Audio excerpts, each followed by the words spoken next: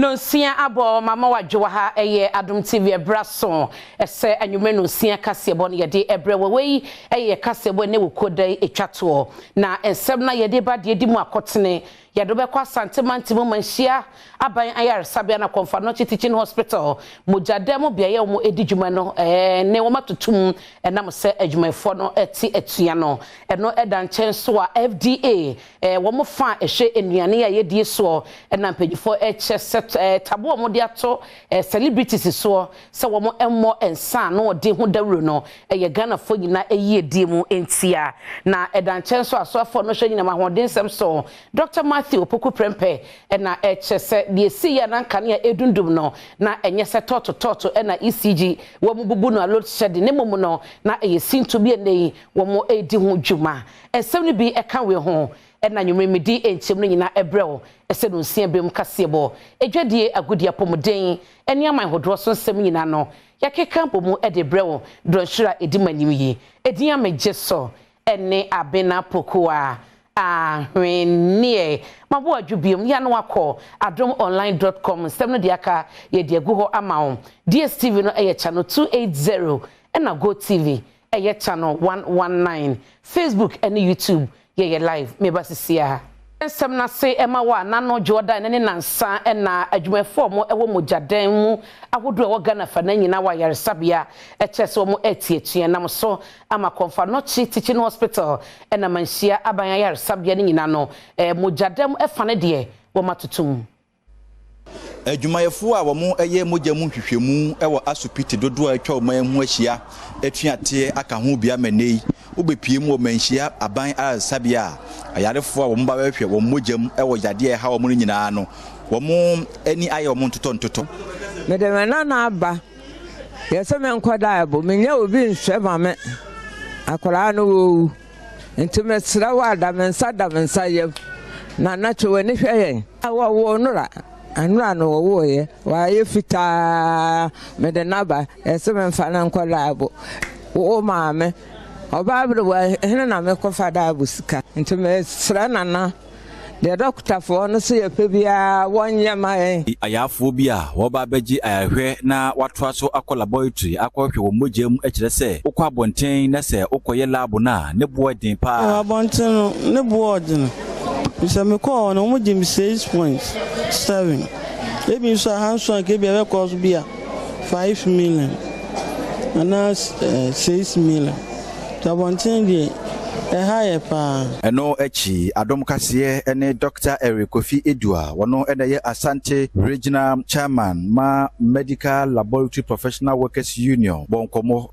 ye feli say in fact enye ye pe say nke bedu sa adrewe but ye the information no call ye say ye say ye ntenase na ye nsiesie ne ma no emi so mo mfi na members na kasa tebuofu because only obi te the same hospital now only ni ejuma na so no no okay na wo nye okay in fact ya na ha dwen kakakra and the lab department no so ye can so almost atu etia no omo ye one of the department omo dey raise sikama hospital no pa there's no department in the hospital omo to me raise sikapa lab no in the raise sika into department be it say ya I mean adena unso mo anaso mo nye okay no mo nye mo ekrampo mfa ma hospital ne amanfo a yehwe mo na yeto so ema wa penyi ono na ehweboabo adoma no edema locked up investment holders forum no na echese no krene se Ghana sikasem no echese atetia pansam kra ne nyina de se nipa bi edo mu sika pudo ekoye investment ekose ba bi so mo benya so mfaso na ne nyina kansense mo sanka no amasika enikrum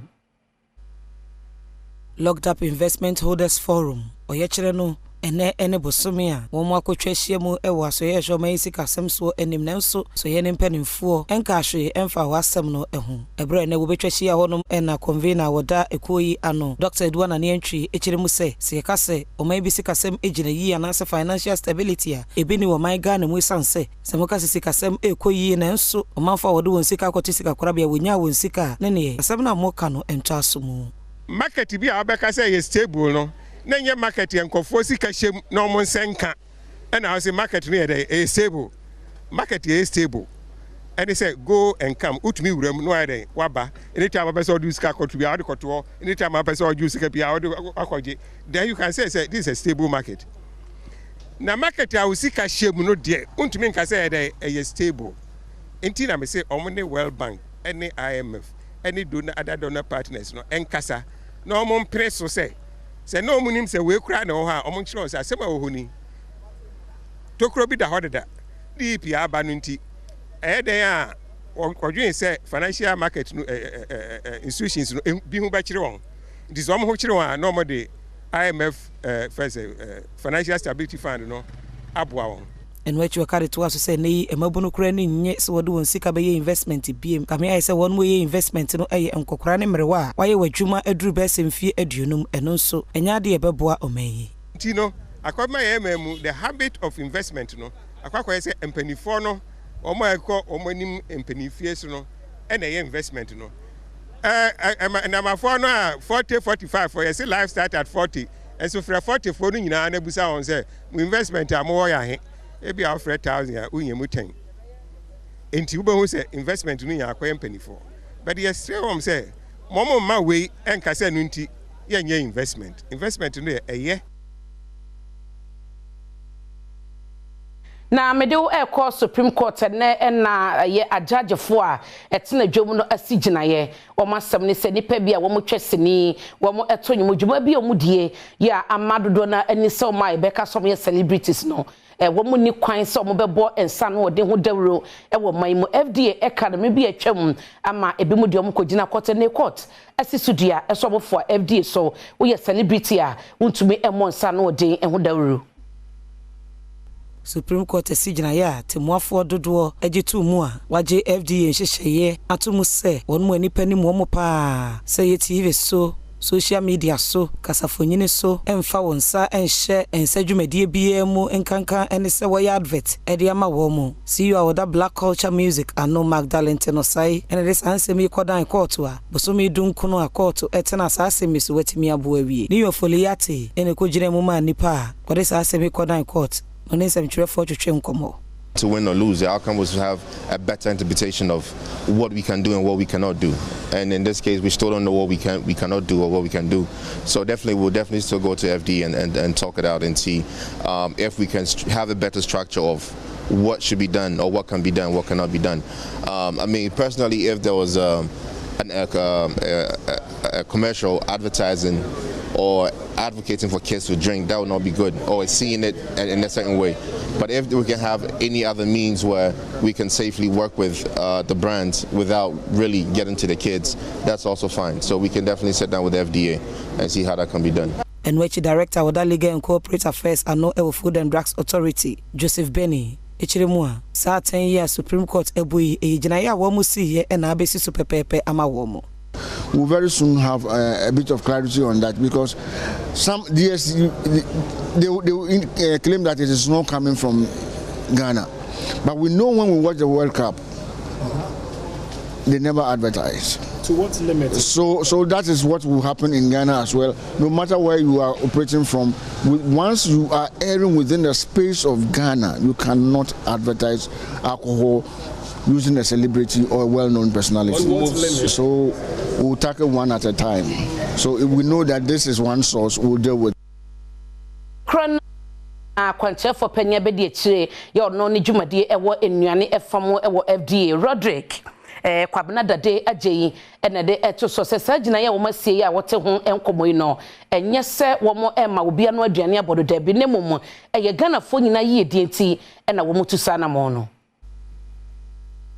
Deputy Chief Executive Officer Emma Food and Drug Authority the Ohwe Enuane Division so Rodrick Kwabena Dade Eje ede atudwa se enhihye adwumako no ede egu akwam ede si enuanom a womo etwesini ana se womo etonyum ekwan se womo ebo ensa ho edewro ewo television so ana se radio so no enya ade a womo etusa na mo no ede age aduane esi womo etable so na mmom ya ade a womo ede bo Ghana fo ho eban what the sense mu etudwa abra no ne Adom News in Central for etwetwe nkomo efa dwumako bi a womo ede omo kopi mu Supreme Court Emma Court no age Food and Drug Authority ensem atumu yɛde mmara ne yɛ adwuma ɛne mmara ne say na tie sɛ woyɛ celebrity a nkurɔfoɔ timi hwɛ na ɔmo juudi a yɛmpɛ sɛ wobɛgyina nsa ho ka asɛm papa bi ɛkyerɛ yɛmpɛ sɛ wobɛgyina kɔ ma ɔmo nka sɛ yɛgye yɛmfa sɛ yɛyi ɔmo ano aduane afiri hɔ daabi krakrakra rather ebuo ne yɛbu ɔmo ɛne anim sɛ asɛm a ɔmo bɛka no ɛwɔ effect ɛne yɛwɔ research ɛwɔ hɔ a research kyerɛ sɛ nkurɔfoɔ saa bɛgyina hɔ ka nkurɔfoɔ nkwalaa no etie a ɛkyerɛ mu ne bɛdi ɔmo dam eti yɛmpene saa deɛ no sɛdeɛ mmara no tie no eti mmara ɛne yɛdi so sɛdeɛ mmara so ka sɛ ɔmo a ɔmo yɛ infant formula na ɔmo yɛ nkwalaa aduane no ɔmo so yɛmpene ɔmo ma ɔmo nyɛ advert ɛwɔ nkwalaa no ho aduane so ɔmo hia nkwalaa aduane ɛyɛ doctor ɛna ɔbɛka sɛ ebi ɔmo hia eti yɛnhwɛ ho sɛ mmara no wɔ hɔ ɛnyɛ celebrities so mo dwen sɛ ɔmo pɛ na affect ɔmo yɛsi companies ne kura mpo a ɔmo yɛ advert no yɛmpene sɛ ɔmo de advert no billboard ɔmo bɛkɔ si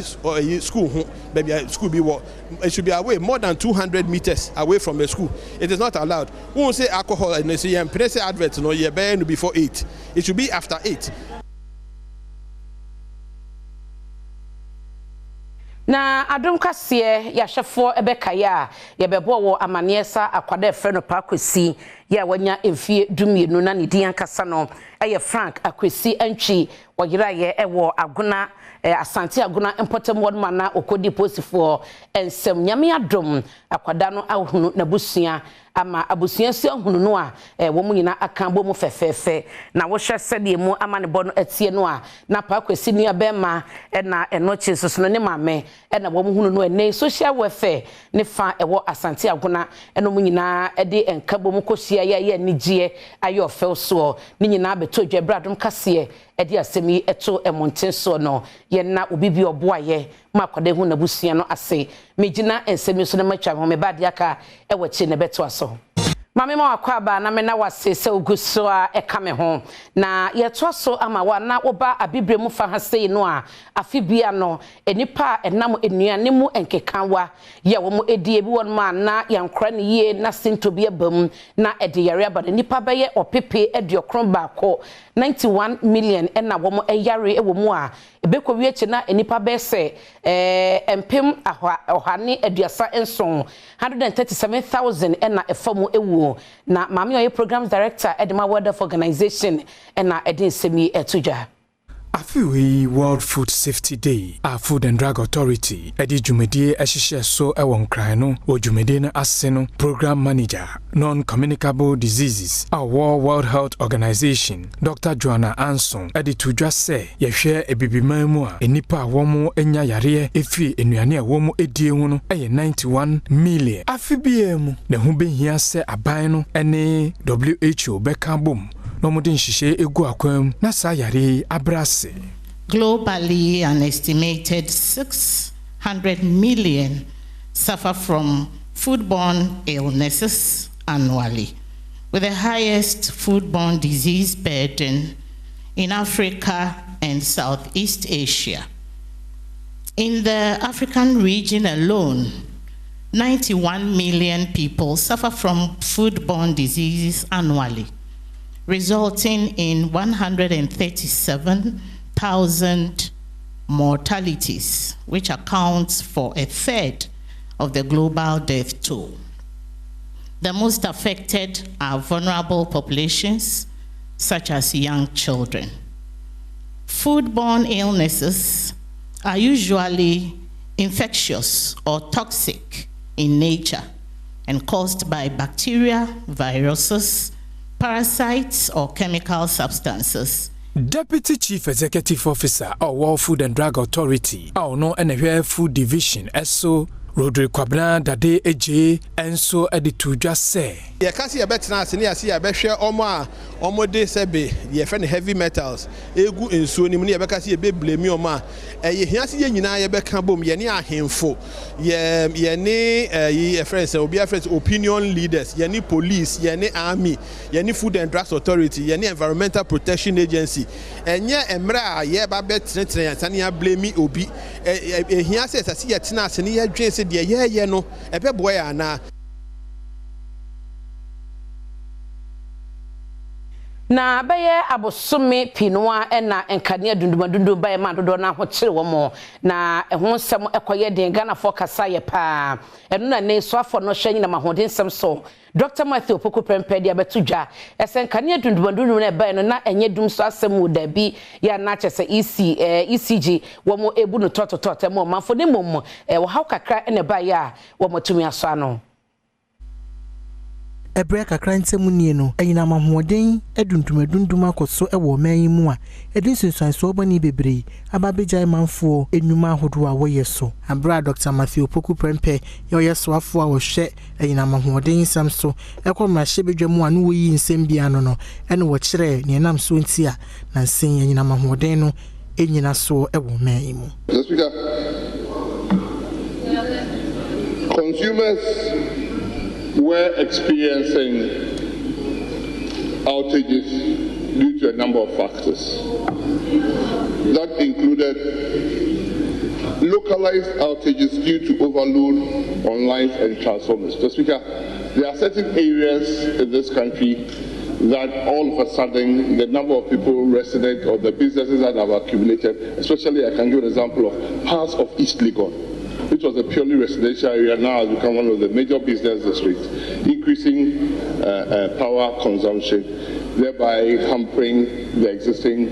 lines there. So the transformers and the lines have to be updated. Rane kasa yemu no wachire mu se saa kwansidi a wonum ahia ewo anyina mahoden ehu nsem eka ho bi na ama anyina mahoden no edundundundum. Speaker, at the time the questioner put the question, SEMPA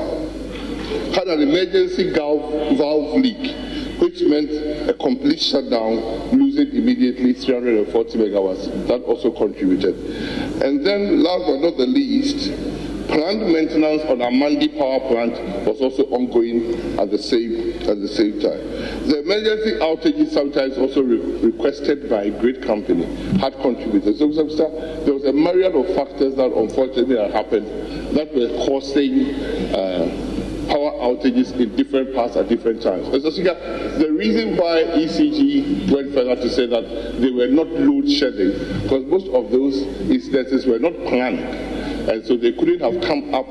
or come out with a program to say that they were load shedding. Ewo eye akposo empotem hono a na okoji aman asiedu kram ye otosumienu wono na ye manhene ewo empotem hono na mentebe ho ase kakra ewo ahini esem ne ho no no de ato manfo nanim so munyina no kra ne ye ba kopom munyentum ese apesoku bi empotem hono no ene sede nanan matena ko dwumadi etie no wo munyentum na emfa asumdwie ene nkan komputu emre wo mu oyempo wa apesoku bi traditional area okoji aman asiedu kram de atudwa se nsembia akposo tutenafo mo free Togo ekekasa asase ne yo mo de anokre bia enim jemu se tukotenafo ya wo mo kire se krono ede akposo kubi ye wo nananom ena etubetena krono so no nokre bia enim nsemtwefo nhiem a wo ye ya wo manfo ba ho nananom ahemfo ene ka bi wonfo eba International Press Center ene wo kire abakwasem a ewo wo mo nsase no ho ne nkrata edi adanse se akamfo ena apesokubi ye wo mo asase a Enfia hasani na wo mu atena so a de ye kan tiawa ne se krono de ye nananom de bibiara e woso ye de na de ye kan no se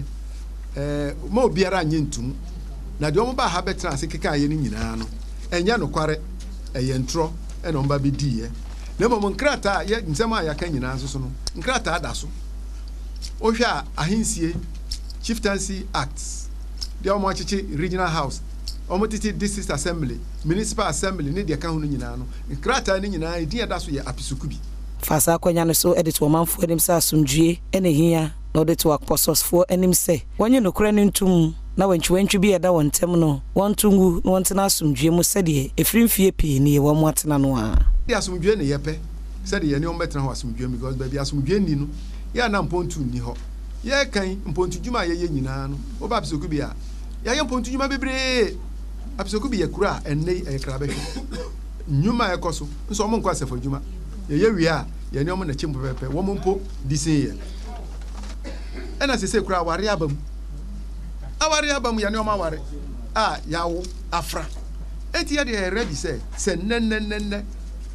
sade nkabo mu wo ho wo ye nananom mre a wo mpanimfo no mpo free mu ye nananom ye wo mayikase apisoku bi amamre kwan so no ye ready say nenne wo penkabo na ya ne wo besmu election headquarters kokromotie power free sabre ekoti sabato breno ebeso haya na yebo abato ne ho enkomo na mede o ehase e wo German North abato empesua no so owura enokunyako ono na eye MPP amanyoko na musini parliamentary candidate e wo hodom na wo chese mase bedwane otiso no wa chese wonye hwe mpuntunyuma ebi abo ebi ma ho a wo mo ebre to so mafo no afi we de wo mo sese wo nsa no na wo mo to ma MPP enokunyako. Uhe German of Mvanse Mpuntu from Kakra, and Untina Mianca Samafato Mose, Mianca Sameboa, and it's a police executive call about to Mrs. Sanitia, Uniseminu and this in the modern war from T. Mena Sibu Minia Mpinuka, Modern Bame Bono, say a Boamene the German of Esamensa, Meboma German of Afanuma Pay the Efra. Yakwe Benina, the internet Toba pay Mpuntu, away system and our communities. Sam Puntu now bar. Mr. Nokiako, Master TV, Missy Torres, Missy Compound, may ye a cancer astrotef, may project be prepared me and San Nimabina, Yemini de Me, San Nimanabina, the German of Every. It must a German of Wasanamia 2024 election at Yakono, Omuka Basuma, Omunka on a win of Yakonomuka Papa, Dr. Mamudu Baumia, send a bear, Omangan and a fan to my pefra, because when Yama, Omampani, Abidachi, Ayana, say Sebu, ye stay and mana, Gana Ebeku and Impa. It must say, be of him, baby, be a team say, Omumway, send bear, if you make it in 2024 election. Minina and Semi Tsunami Chab, me bad yaka, ewa chiri, ebetwaso. Mamwa kwa ba meda se ogusua ekame ho apomodi ensem yi no pep student na ede ebre wo anwumre wadidi awie na wokoda na ya kai se obechi usen obechi nso ye pep student to sora no pa bia nso a na the pep student achi usen ye wona hodo bebre de bidie wom de siesie wo sin nyina pep student e wo bi ema wo na sika eno eye sickle cell condition advocate omo ebisa se wo ye babun ya sese no wate ahwe odom anafe no wakonya adofo person ne ware anye bia wonim ne sickle no so ye AS or ye AA anase SS wo se ho behia so behunu wo mo hye mo de edi kan wo mo de ahyehye so. Charlotte Owusu ena epanyini a wote sickle cell condition advocates ekuo no wode atom mabunu a afe no wo ba be ware animu se ansan wo be hia wo bi na wo be hyase ado nipa krokra no omomodin ase wonum ebekwa akohwe won genotype na wahunu won sickle cell status ansana wonum ahyase kura atwempena no maami kasaye mu no wagidi ye pa se mabunu eye ne sa ebeboa ama wonum wo sickle cell yare ni bi no ebeduru mpempenso bi na eso atekura ewo maemu ansana wo meka se we dia me do no mpesa me ne tinane ye wo no I say me hu me sickle cell status and it's very simple now nti yes ye body de ro monyine mo honam mo de ro maye na I am suffer this faith because we are yet. Oh, share a wash akwada wo ya wa akwada wo yarea. There be a winning time of go into crisis. Now we do hospital. We botomu you or soko. Until you lose a lot of them, we lose them before age 20, 21. We can do a lot to stop it. Oh, share sanyat as it womo bra. Ya ye huni ye fa.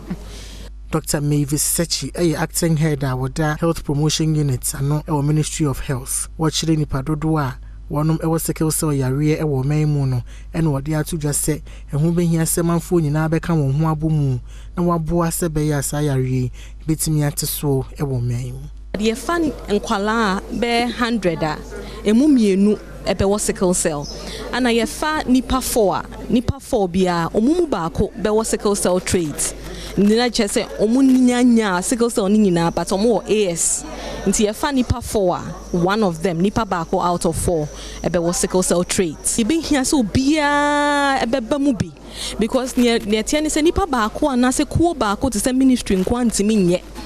de ye hu se nipa to say yeah sorry for omo screening for sickle cell ye penning for to say ye nananom ni chiefs omo communities omo timini nipa kasa ye nipa nankasa ye wo Ghana ha say yankasa to me to ye ho ye to me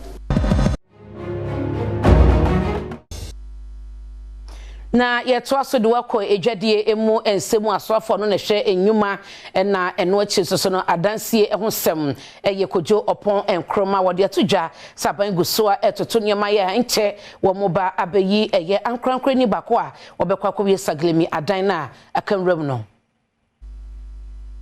Oswafa wo hwedansie ne nyuma so kojo pon kroma bro ko gina mra shebe dwafia odi nsem bia efa sagleme housing project ne ekoto dwa ene wo kire mu se amanone adwuma ekobese edu ene local construction developers ene wo hwekwan se odi won sabe hyen krata se no waje edani sie no ama wo mo no hwekwan se frikita won sabo some de toso enwotwe ene wo bewie ho krata se mo a wode sa adwumadie no ebe hye adwuma ekoyi ensa. You recall that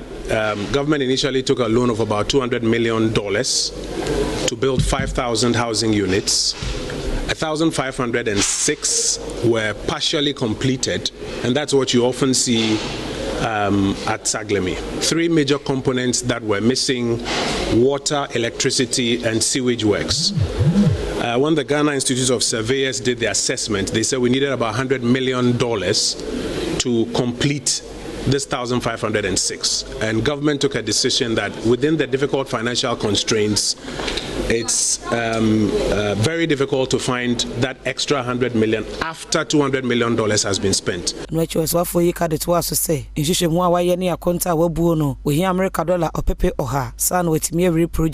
couple of months ago, we issued a request for proposals. To date, I am briefed that about 10 companies, international and local, have expressed interest, have picked up forms, have been taken to the project site. They have had the opportunity to inspect work that has been left there so far, the necessary dilapidation reports, and they are putting together their proposals. According to the work plan that we put together, by the 8th or on the 8th of July, we expect to formally receive all of the bids. We'll do it openly in front of all of you, and then we will hand over the bids that we've received to an independent evaluation entity, which will give us an evaluation report, and then based on that evaluation. Mejina semi so na matwa mo yakoba godie mu nsam eto aso koma kraba kwa waka ensreja edura enwono numere unnu ode bebreo.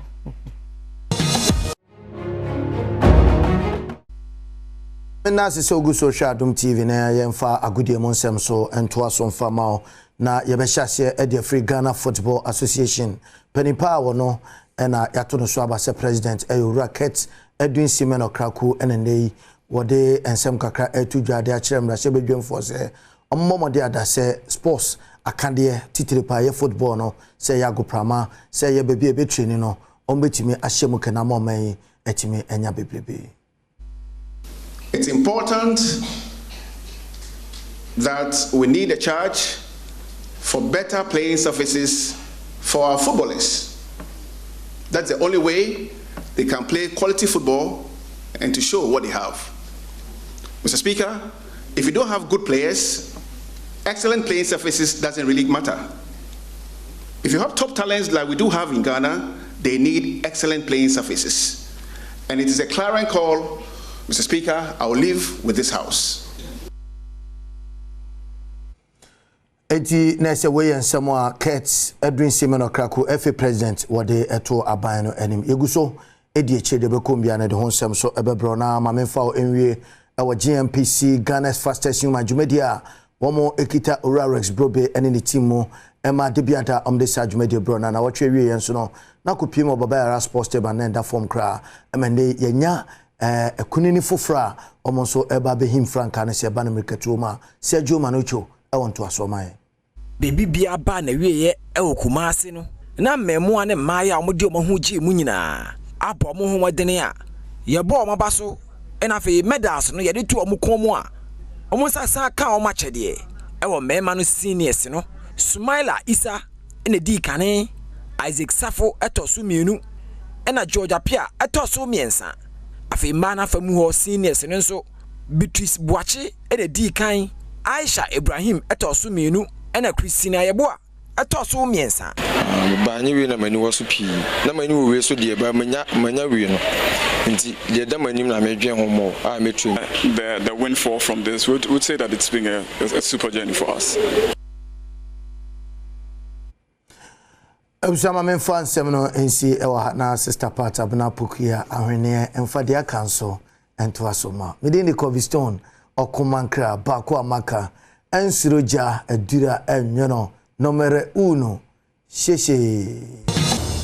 Anije semono defedefe nyuma aba from afodi diasa ene defedefe nyum dada no na sesei ho samo eje ne ho mena ewo monten so Free Francis Wechroye. Yakwame Mickey, executive lead producer. Adom yi adom ba kwa woje mu afimpeno ne 9 emo. Wo me abosome wa afimpeno ne de no 9 emo no. Timitanity susu ja wo mo adom mu. Ya titira na daso no defedefe. Na so na wotwe mu no. Kwame Mickey eden sembi to ne social media so. Ya nsema o kan ni nyina no na efa defedefe nwum no aho. No shede ho sensu ya eda defedefe dwum yi mienu entem. Hallelujah Voices dwuma woto ye no enenkomo. Na nsema odi tu dwa eni. And was very successful at that time. Very recently that I heard this group called Team Eternity has re-recorded it. They should do the needful. At least they should have contacted me or call me or just